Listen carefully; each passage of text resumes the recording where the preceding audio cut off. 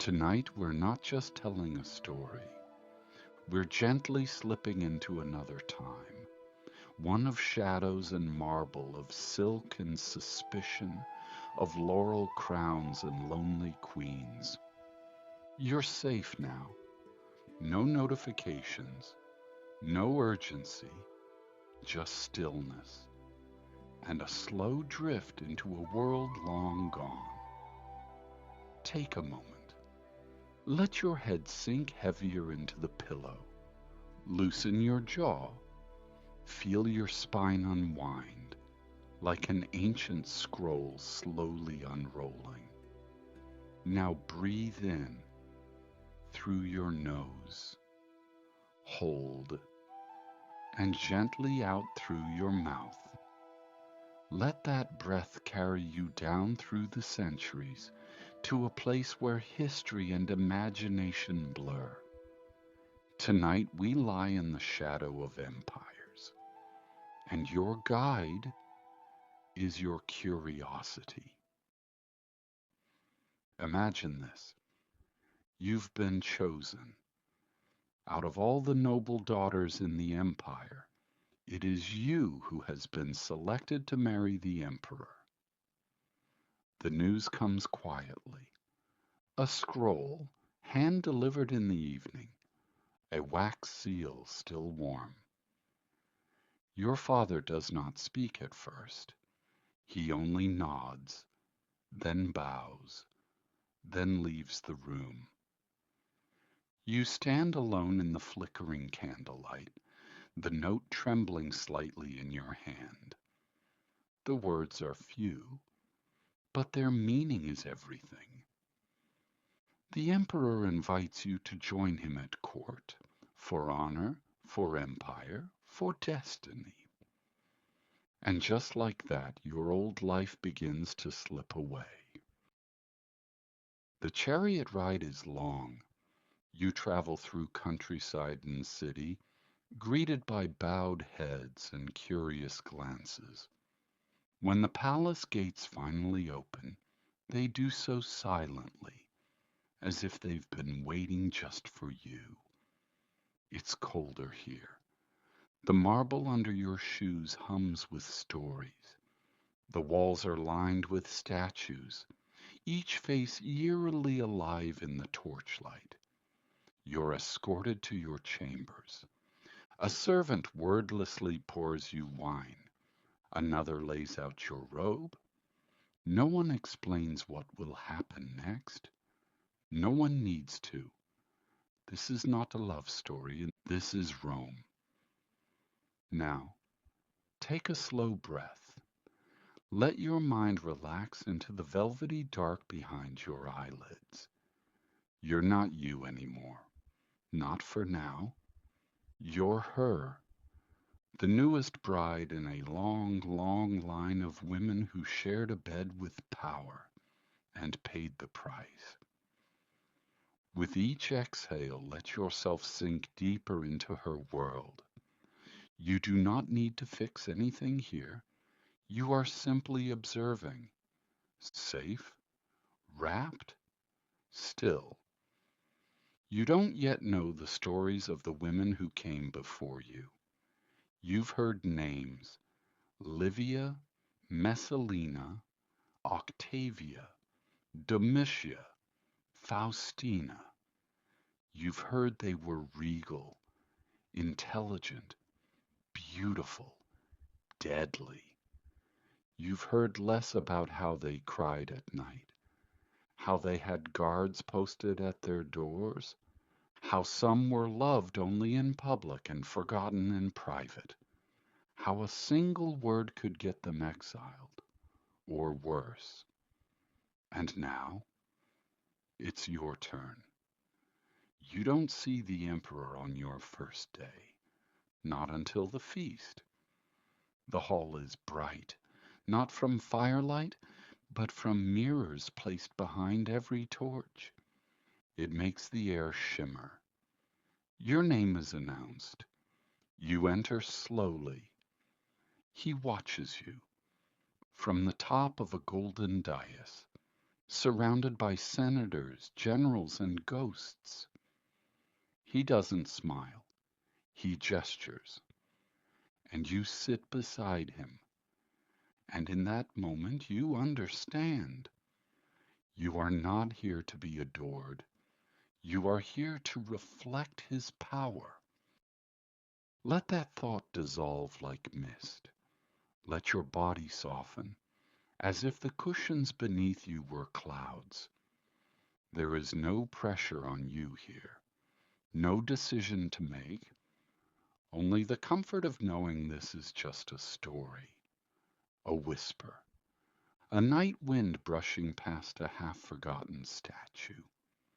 Let your limbs grow heavier, let your breath grow quieter, and let the next chapter come to you.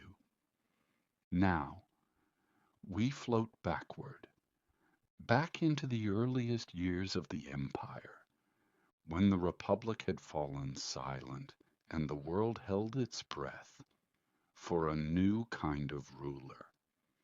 The man who would become the first emperor, Augustus, didn't just take power, he crafted it, like marble into statue, carefully, slowly, beautifully, and at his side from the beginning was Livia Drusilla. Let us walk with her now, but gently, quietly. We are drifting into rooms where no one is meant to hear us. When Livia first met Octavian, he wasn't yet Augustus. He was rising, but still vulnerable.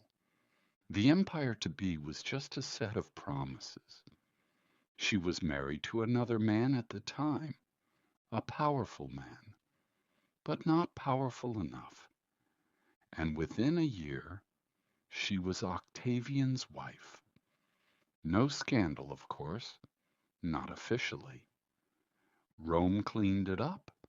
The Senate nodded. The poets made it sound like fate.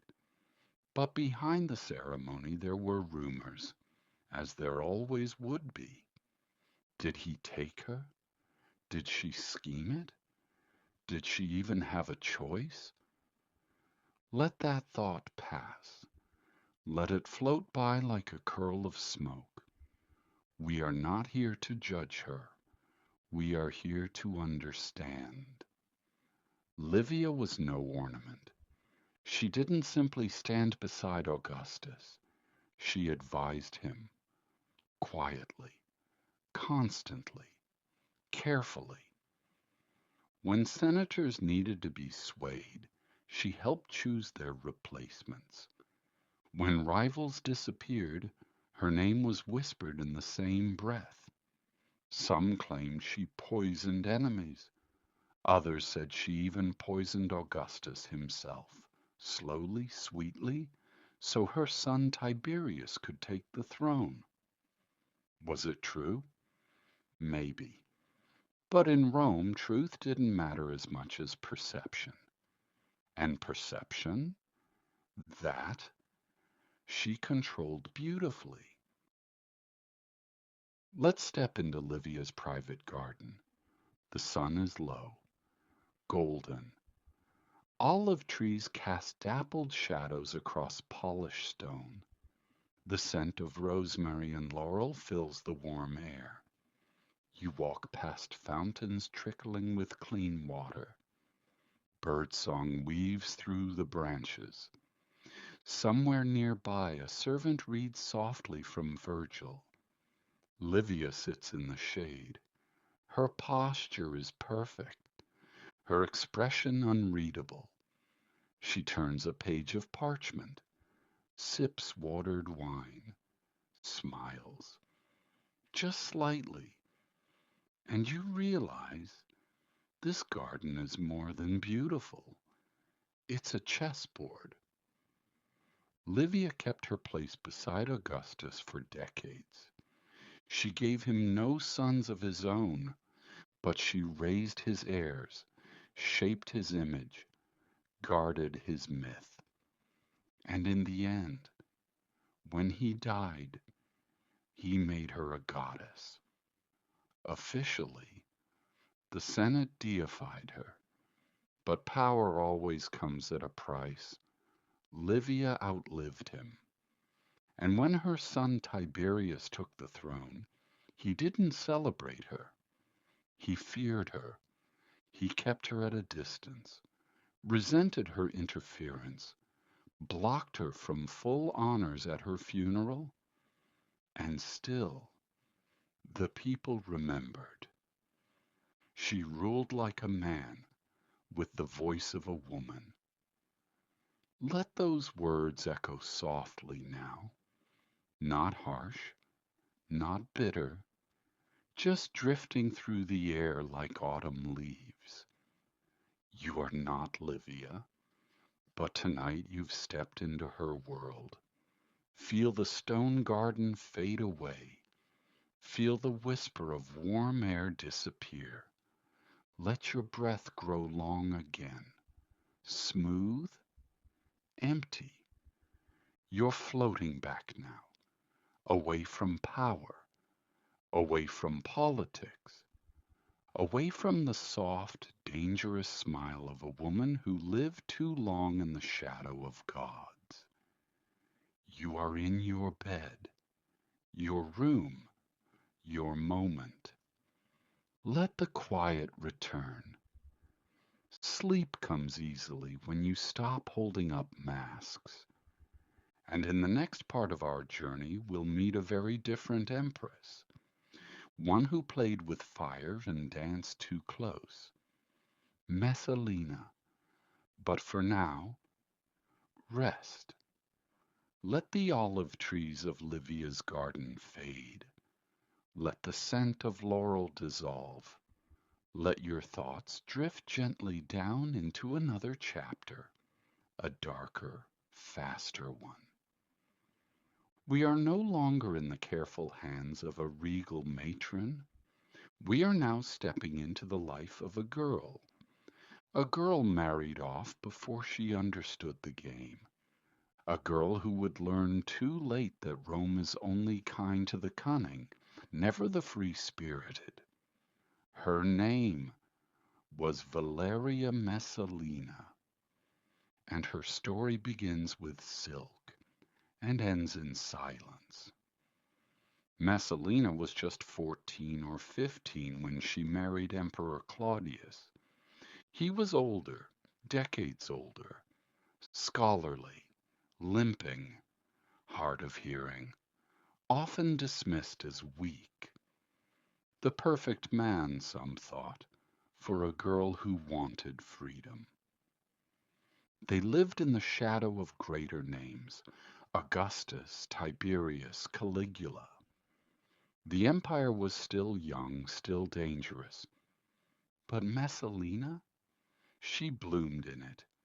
She was beautiful, charming, and soon infamous. By day she was the empress, proper, soft-spoken, a mother.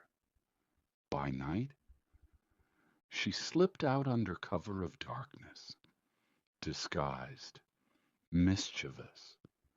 Some claimed she worked in a brothel, that she challenged Rome's most famous courtesans in contests of stamina, that she could outlast every single one. Was it true? History doesn't agree. But that's the thing about Rome. The rumors often survive better than the truth. Now let's pause here. Not every empress had lovers, but most emperors did. So why was Messalina condemned? Because she broke the one rule every Roman wife, and especially every Roman empress, was supposed to follow. She didn't hide it. And then she went further. She married another man, publicly, while Claudius was still alive, in front of guests, with wine, with ceremony, with laughter. Some called it a prank. Some said she planned to overthrow the emperor entirely. Either way, she crossed a line Rome could not ignore. Breathe in now, slowly, hold for a moment, and release. Let that breath carry away the weight of scandal. Let the torches of the wedding hall dim behind your eyes. You are not Messalina, but you're standing beside her in the silence after, when the music stops, when the laughter fades, when the footsteps of soldiers echo down the marble halls. Let that sound fade. Let your heartbeat soften. You are only listening. The punishment came swiftly. Her name, once sung in poems, became a warning. Beware the empress who plays like a mistress. Let those words settle into your chest like falling leaves. Not sharp, just soft, faded. Let Messalina's story drift away. A girl who wanted freedom in a world that punishes women for wanting anything at all. Now return to your breath. Let it flow in and out like waves on a Roman shore. The scandal has passed. The palace is silent again, and your body, still, warm, weightless, knows it is time to sleep deeper. Our next tale will take us into the golden halls of Cleopatra, a queen who loved carefully and climbed deliberately. But for now, rest. You're safe here. Let the sounds of Rome fade behind you now. Drift south, over valleys and coastlines, over ships and seagulls and soft clouds of incense. Drift until the stone turns to sand, until the air grows warmer, until you smell the water, deep, slow, ancient. We're no longer in Rome, we're in Alexandria, the pearl of the Mediterranean, the jewel of Egypt. And tonight the story belongs to a queen, Cleopatra the Seventh. Cleopatra was never just a queen by name. She was the last of the Ptolemies, a line of rulers descended from Alexander the Great's generals, a family of kings who ruled Egypt like gods, even though they were not Egyptian by blood. But Cleopatra, she was different. She learned the language of her people, the only one of her dynasty who did. She didn't rely solely on golden titles. She learned medicine, astronomy, philosophy, politics. She was a ruler with a mind as sharp as a dagger and just as dangerous.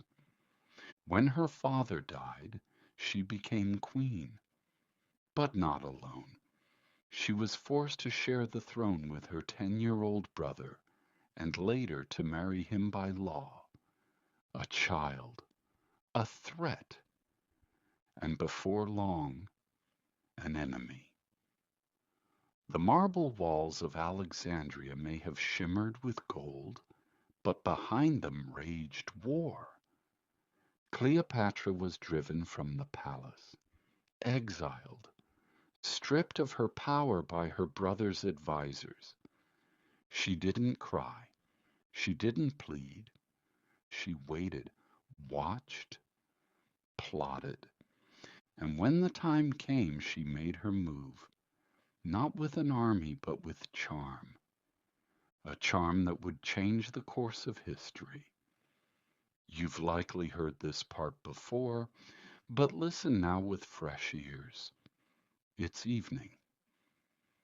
A Roman general named Julius Caesar sits in his tent overlooking the harbor. He's here to settle Egypt's civil war, to restore order. And then a servant arrives, carrying a rolled up rug. It's a gift, he's told. The rug is unrolled at Caesar's feet, and there, like a secret unwrapped beneath starlight, is Cleopatra.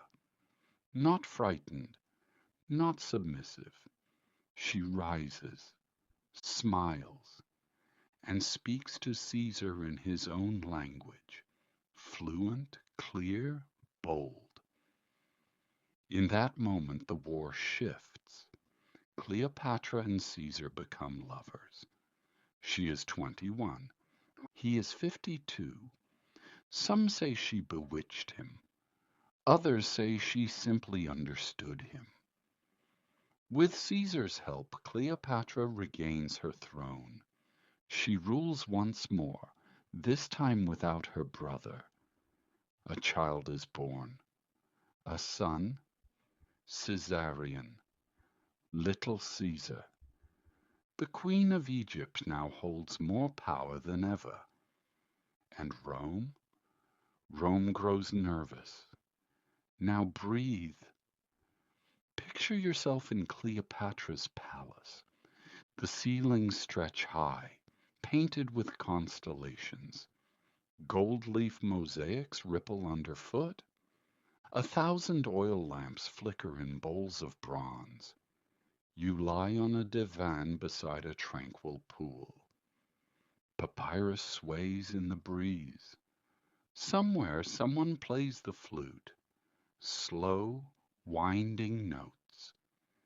Everything is warm here. Software golden. Let that warmth cover your chest, your shoulders, your arms.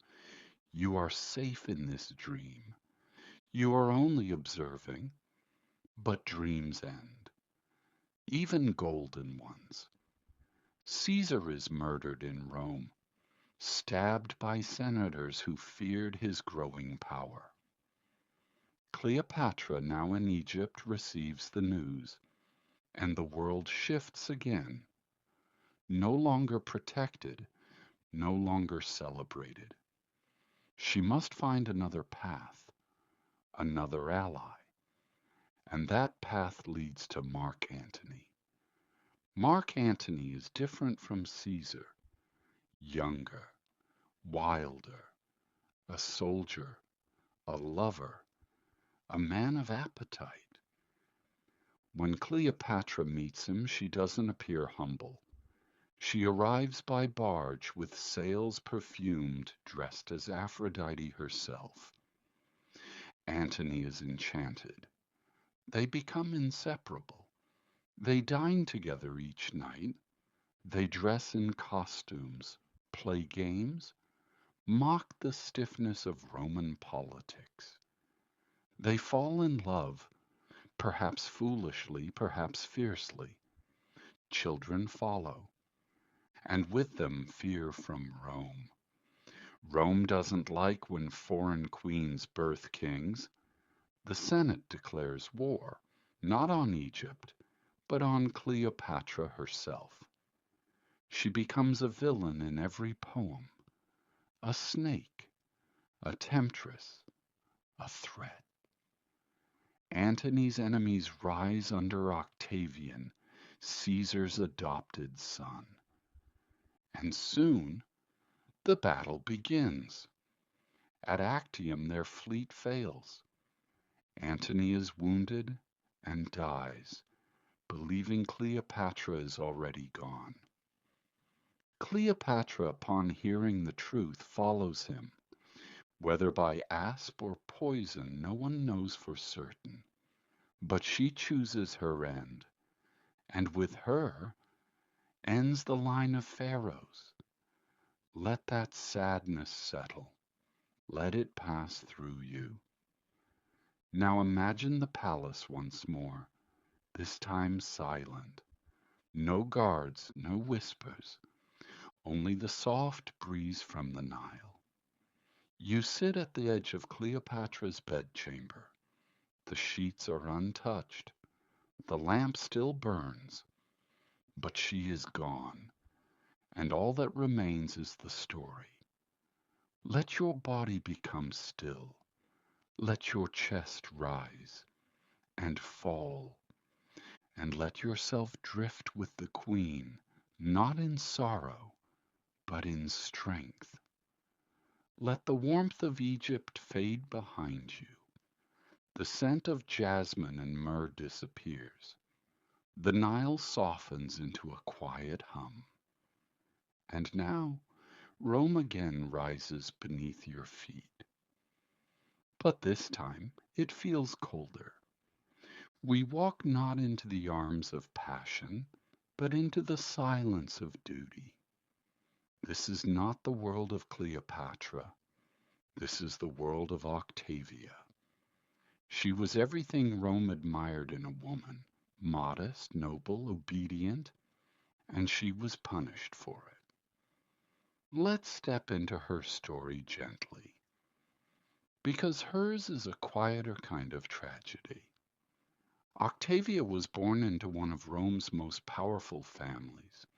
She was the sister of Octavian, the man who would become Augustus. That meant she was watched from the beginning, trained in every gesture, taught to please without speaking too much, to follow without seeming afraid. She was the ideal Roman woman, and for that she was valuable.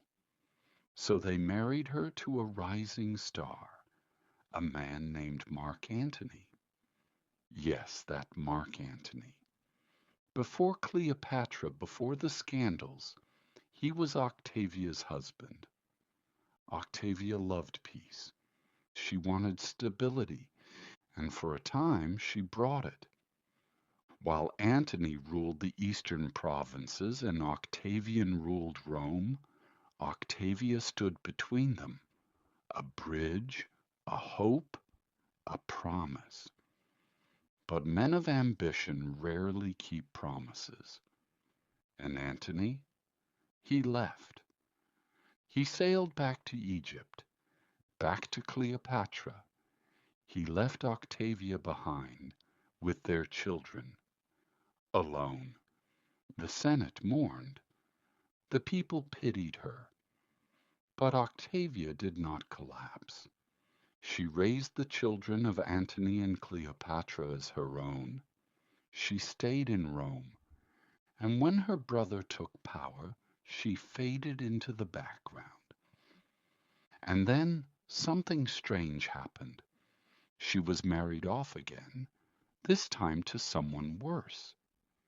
And then something strange happened. She was married off again, this time to someone worse.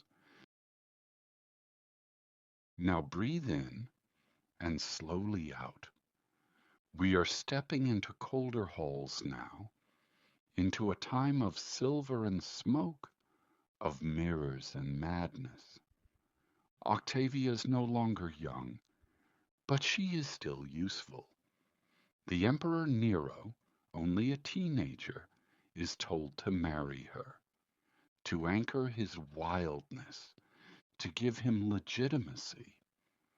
Octavia agrees. She marries him. And within a year the cracks begin to show. Nero does not love her. He barely sees her. He finds her quiet, plain, uninteresting. He prefers a woman named Poppaea, bold, glamorous, demanding. And Poppaea? She wants more than Nero's affection.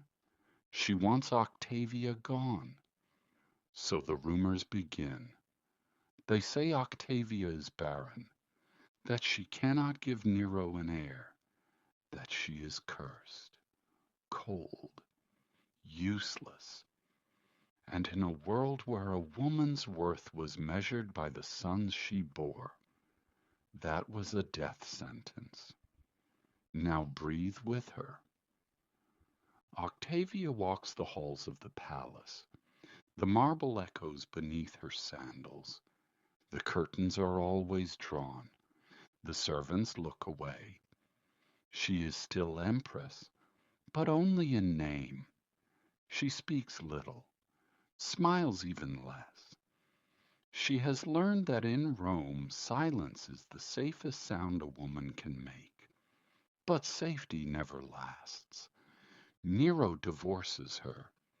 He blames her for infertility, blames her for his unhappiness, blames her for being too dull. The people of Rome love Octavia. They take to the streets in protest. They chant her name. So Nero does what tyrants often do when they feel cornered. He has her exiled. And just like that, one of Rome's gentlest women becomes another warning. It doesn't matter how obedient you are, you can still be replaced. Now return to your own body. Feel the mattress under you, the pillow behind your head. Let your breath slow. Let your thoughts soften. You are not Octavia. You are not in that palace, not in that shadow. You are only listening, only watching. And now the quiet will carry you deeper into rest.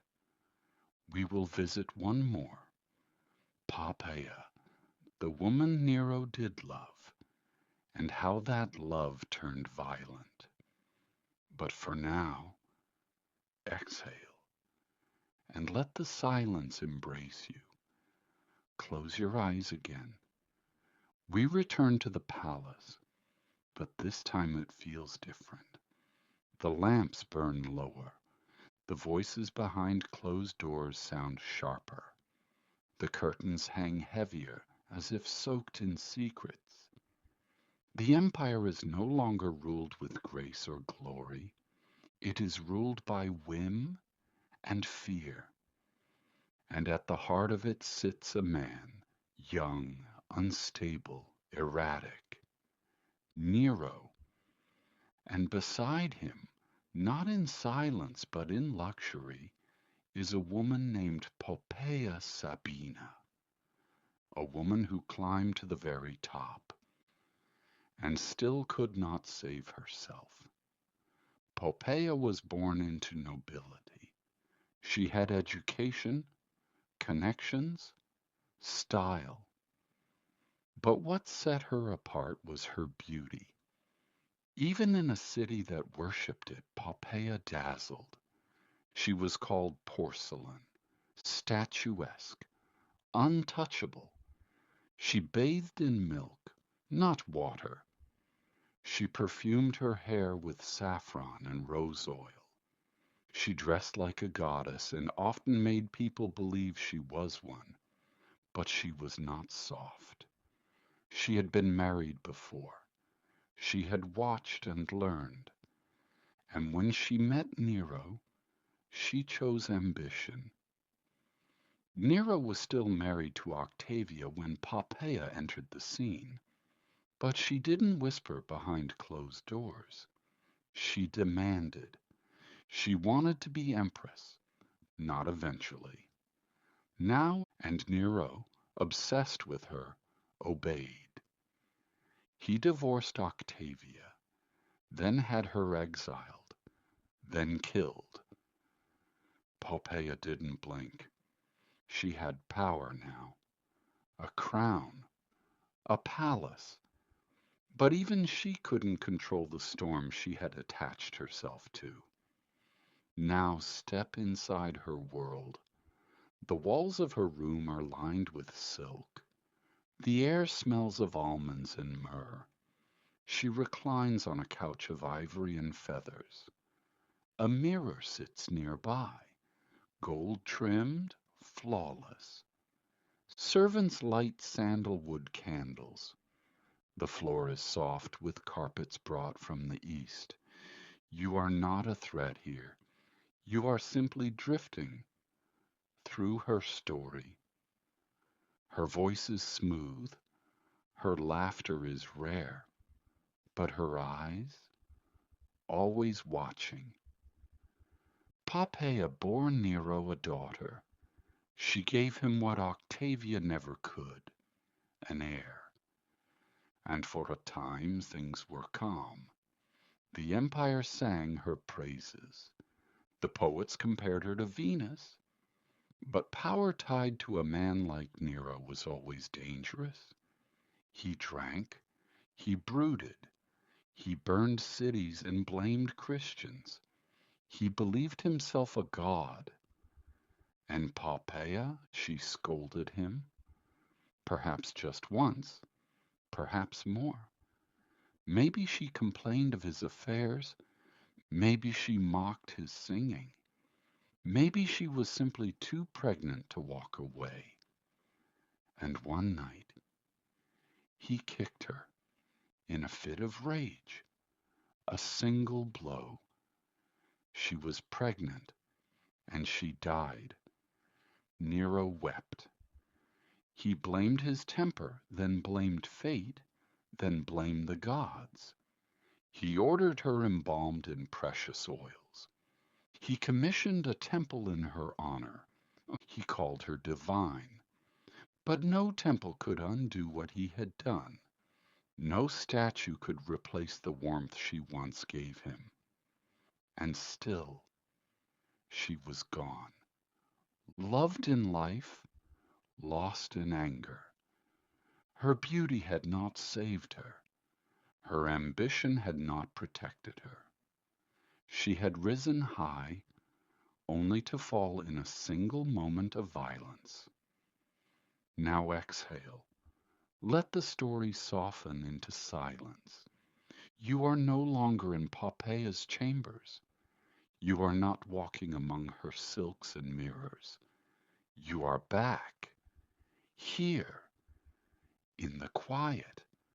Let your arms grow heavy. Let your breath steady.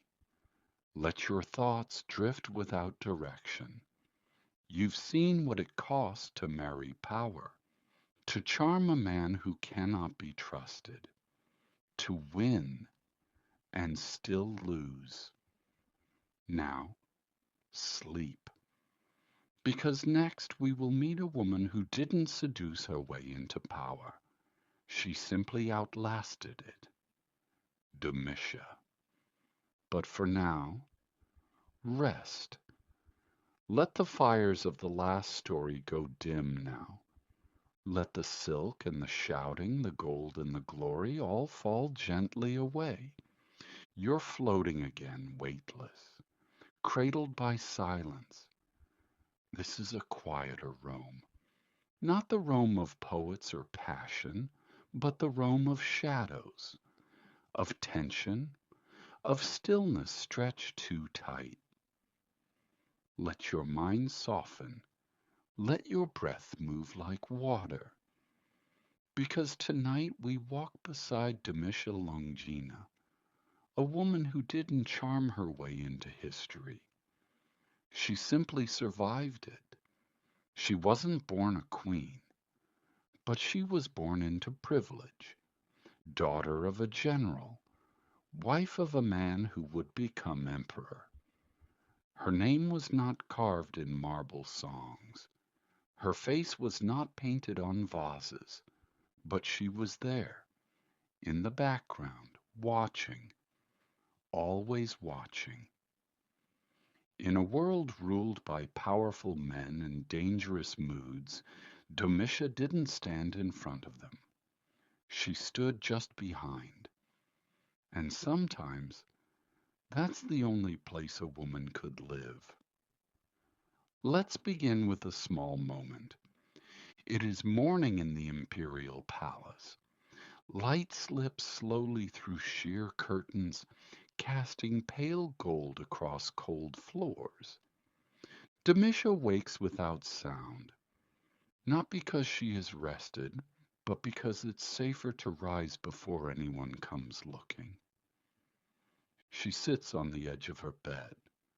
Her feet touch the marble, smooth, cool, endless. A servant enters, wordless, and pours warm water into a silver basin. You're watching her now, combing her hair, lifting a soft linen robe over her shoulders, breathing deeply. No perfume today, no color, just simplicity. Because today is not for being seen. Today is for disappearing in plain sight. Domitia was married to Domitian, a man known for discipline and paranoia. He ruled like a mirror, demanding everyone reflect the version of Rome he wanted to see. And Domitia? She learned quickly. She said little, smiled when asked, nodded when needed. She became a part of the marble itself, always present, never loud. But even the quietest woman can still make waves. There was a rumor, whispered in garden corners, in hallways at dusk, that Domitia took a lover, an actor, a man of the stage, handsome, theatrical, bold. No one knows if it was true. But the story reached Domitian's ears, and that was all it took. Domitia was banished, sent away from the palace, stripped of her titles, erased for a time. Now breathe with her. The world beyond the palace is quieter still. No advisors, no silk, no footsteps echoing at midnight. Only the wind tugging softly at olive branches. Only the quiet crackle of a small hearth. Only your own breath, slow and heavy and calm. Domitia did not protest. She did not send messages. She did not beg. She waited. And sometimes waiting is the most dangerous thing a woman can do. No one expected it, not even her enemies. But within a year, she was invited back. Domitian, moody and impulsive, missed her. Perhaps he regretted it. Perhaps he feared her silence more than he feared her presence. And so Domitia returned. No fanfare, no apology. She stepped back into her role with perfect grace, as if she had never left at all. And from that day on she was untouchable. Domitian grew darker with time. He executed senators. He purged friends. He filled the palace with spies. He demanded to be called Lord and God. He outlawed criticism, even in dreams. And Domitia? She lived beside him, unmoving. Some say she feared him. Some say she manipulated him. Some say she tolerated everything to preserve her safety. But no one ever claimed she broke. Now come with her into the evening. Domitia walks her private corridor, one oil lamp in her hand. The walls whisper cool air against her cheek. She passes guards who do not meet her eyes. She enters a chamber with no windows. She kneels, not to pray, not to cry, only to listen to the stillness, to count her breath. In, 1, 2, 3. Hold, out, 1, 2, 3. She has lived another day. And in Rome, for a woman, that is its own kind of triumph.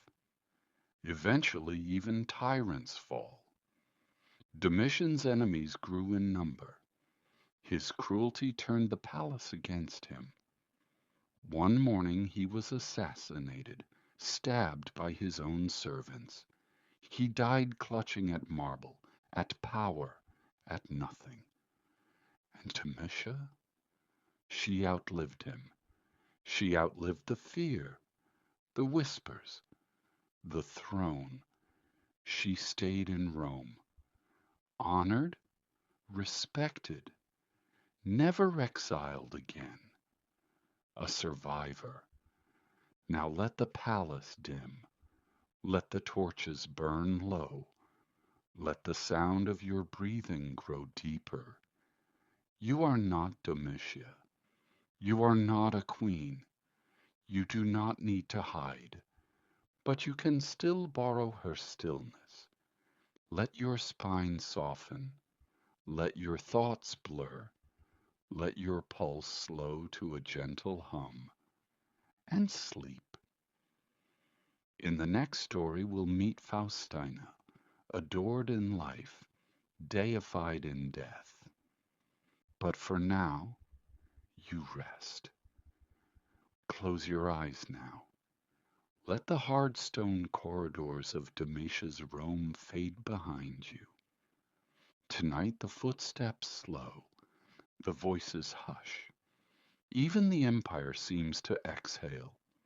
We're entering a different kind of story, one not built on scandal or cruelty, but something more unusual for a Roman marriage: gentle loyalty. This is the story of Faustina the Younger, wife to Marcus Aurelius, the philosopher emperor. But even here, in the gentlest story of them all, power still leaves a scar. Faustina wasn't married for politics, not entirely. She wasn't banished, she wasn't replaced, she didn't need to scheme or seduce. She was, by all accounts, loved. And yet, she was still watched, still weighed, still worn down by the impossible weight of being perfect in the eyes of the world. Because in Rome, even love was political. The sun rises slowly across the fields outside the villa. Light spills over olive groves. The leaves shiver in gold. Inside, the bedroom is warm, not with fire, but with quiet routine. Faustina wakes not to bells or orders, but to bird song. She lifts her head from the pillow. A servant opens the shutters, and the light finds her face, soft, thoughtful, regal. She stretches, not out of exhaustion, but readiness. The day has begun, and she must move through it with grace. Faustina was married young to Marcus Aurelius before he was emperor. He was quiet, bookish, slow to speak, but deep when he did. He would one day write the Meditations, a series of reflections that remain famous today. And in those pages, between notes on discipline and duty, he speaks of Faustina with admiration, with tenderness. She was not just his wife, she was his anchor. They ruled side by side for decades, and yet the empire was not gentle to her. Faustina gave birth to at least 13 children. She carried the grief in silence, because Rome did not allow its empresses to mourn in public. They were expected to endure endlessly. She smiled for portraits, attended ceremonies, walked beside her husband, and every time she carried more than just her crown. She carried loss, and still she remained. Now breathe for her. Let your chest fill softly. Hold and release. You don't need to carry anything tonight. No titles, no expectations.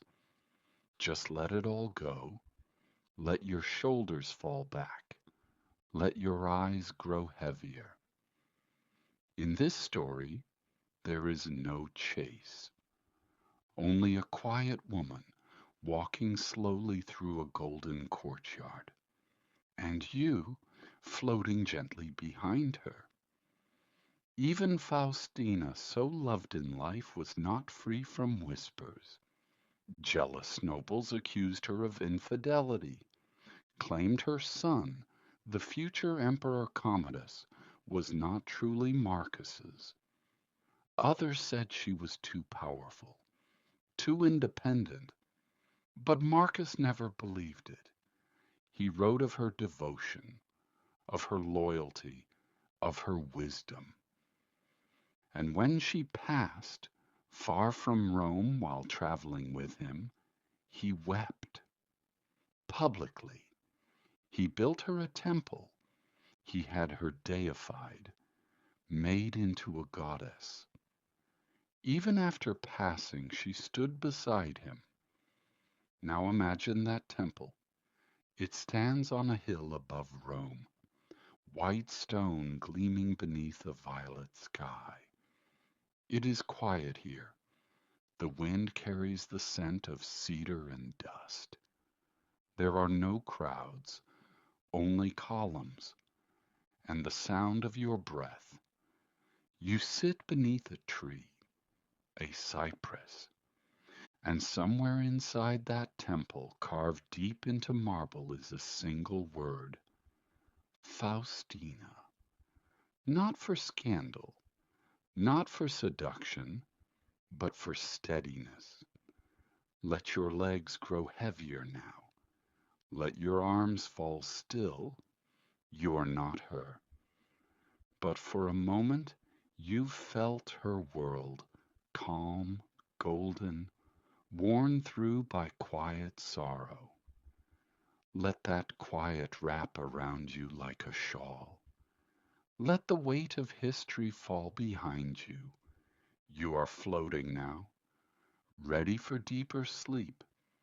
And next, we'll meet a man, not a woman this time, because our final stories will show you what it was like to be on the other side of power, to be close to the throne and suffer for it. But tonight, for now, rest. Let the temples fall away now. Let the serenity of Faustina's Rome dissolve into mist. Let the calm drain like wine from a golden goblet. Because this story is not gentle. It is not peaceful. It is not predictable. This is the story of an emperor like no other, a boy who ruled Rome like a fever dream, a teenager who married at least 5 times and brought down the palace with him. His name was Elagabalus, and tonight we meet the women and men who married him. If only for a moment. He became emperor at just 14 years old.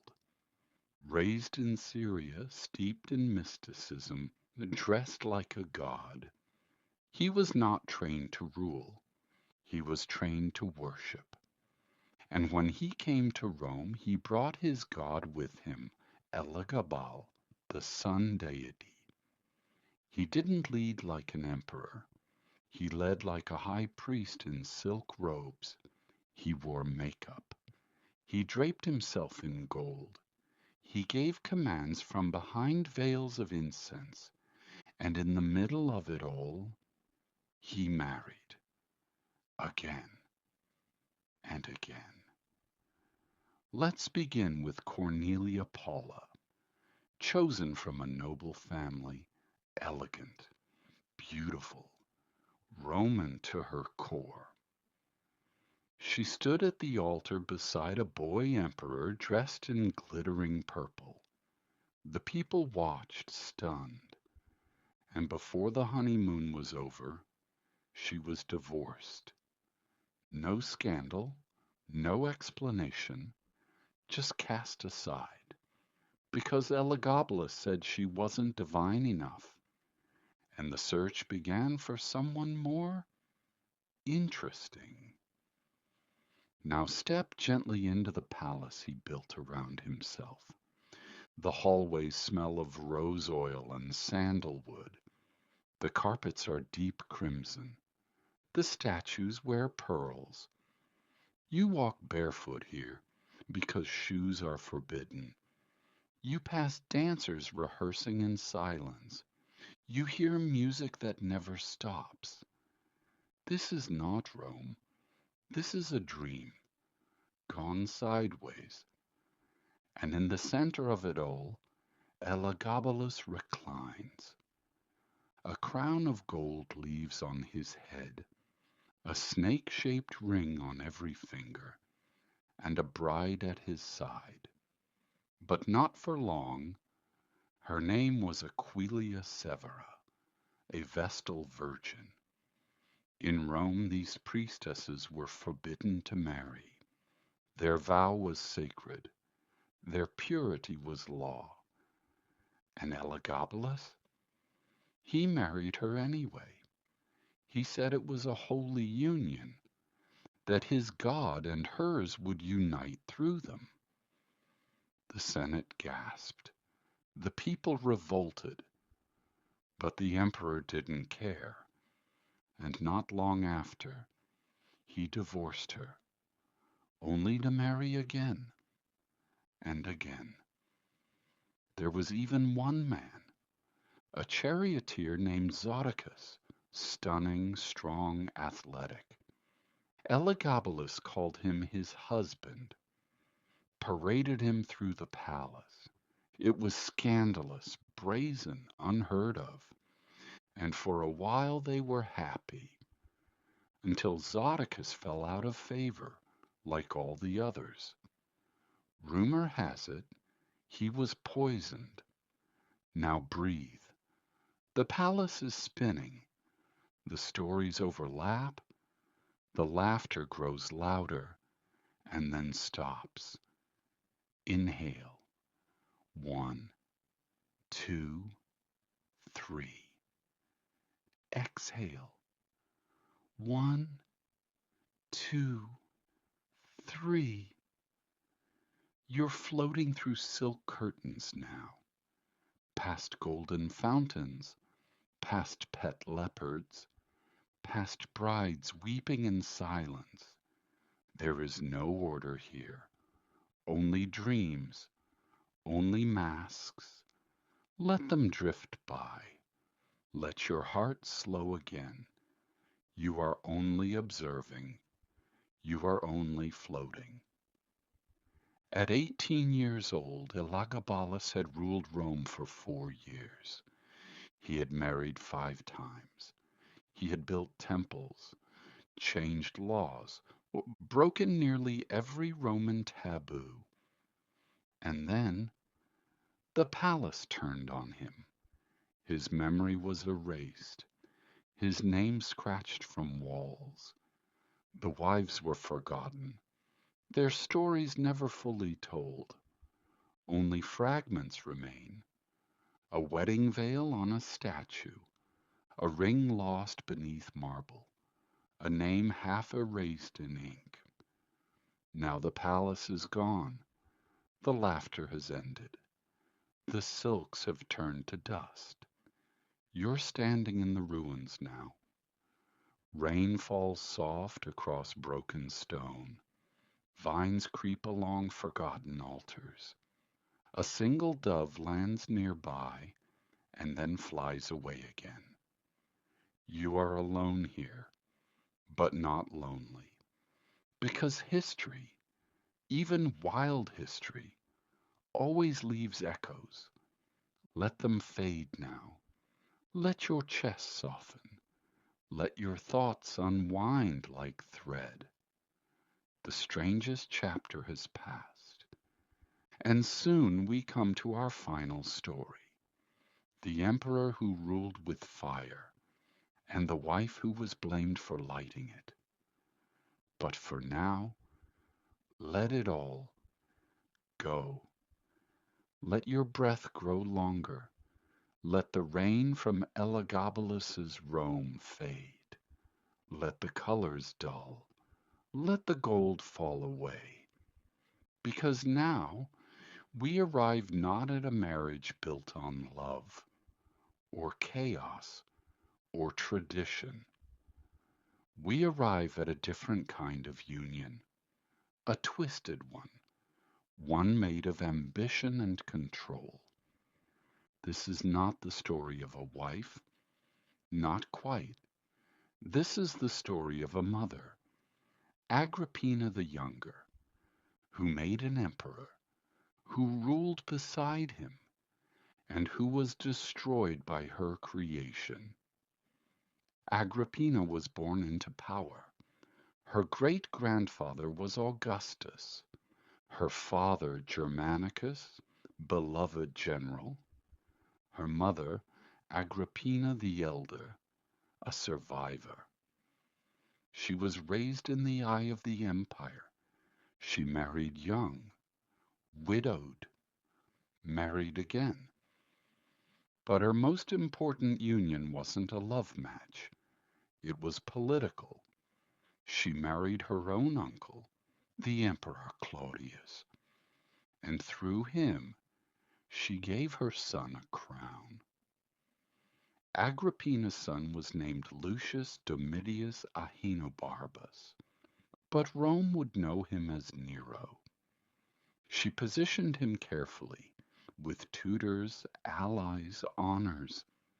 She whispered in Claudius's ear until Nero became his heir. And then Claudius died, mysteriously. Some say it was a mushroom. Some say Agrippina held the cup herself. Either way, Nero became emperor at 17. And Agrippina? She believed she had won. Now picture her chambers, not soft and scented like Faustina's, not chaotic like Elagabalus's. This room is clean, cold, precise, scrolls stacked neatly, curtains drawn, candles trimmed low. Agrippina sits at her desk, quill in hand, eyes on the door. She is not waiting for love. She is managing an empire.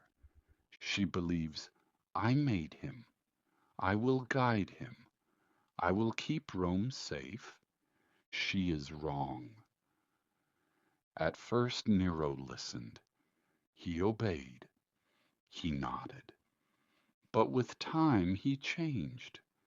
He wanted freedom, music, lovers, laughter, and Agrippina? She disapproved. He began to resent her, her presence, her power. She had raised an emperor, and now he wanted to rule without her. She lost her place at court, lost her influence, but not her will. She refused to disappear. And Nero? He decided she had to. Now listen closely. This really happened. Nero had a boat built, custom, elegant, rigged to collapse. He invited Agrippina for a pleasure cruise. At night, beneath the stars, the ship began to sink. She fell into the sea, but swam to shore, alive, unbroken. She returned home, soaked, but silent. She said nothing, waited. Nero tried again. This time there was no trick. He sent soldiers. They found her in her villa reading, calm, steady. She didn't scream. She said only one thing: strike my womb first. And they did. Nero had killed the woman who made him emperor, his mother, his greatest supporter, his greatest threat. Now you're floating again, back through the corridors of history, past the palaces, past the blood, past the veils and the laughter and the gold, you return to silence, and there in the quiet you hear her. Not her voice, not her pain, but her presence. She lingers in the walls of every palace, in every law whispered through gritted teeth, in every story they tried to erase, because she wasn't just a mother, she was an architect, and the empire could never forget her. Let it go now. You've seen every shape a marriage can take: desire, duty, power, survival, revenge. And through it all, one truth remains. To marry a Roman emperor was not to fall in love. It was to step into the eye of a storm. Now you are stepping back out. Let your heart slow. Let your muscles rest. There is nothing left to fix, no danger to dodge, only sleep, and the knowledge that you have seen what few remember. The women behind the thrones, the ones who ruled or were ruined. Sleep now, and let the empire fade to silence.